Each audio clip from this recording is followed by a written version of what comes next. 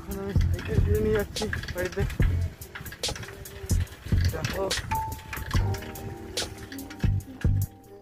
So guys দেখতে পাচ্ছ আমি এই মাঠের মধ্যে যাচ্ছি। আমাদের ওই রাস্তা দিয়ে আসলেও আসা হতো, তো আমি এইসব দেখানোর জন্যই এখন এই রাস্তা দিয়ে আসলাম। ঠিক আছে, এখন দেখো আমাদের এখানকার দুর্লভপুরে কত সুন্দর গাছপালা।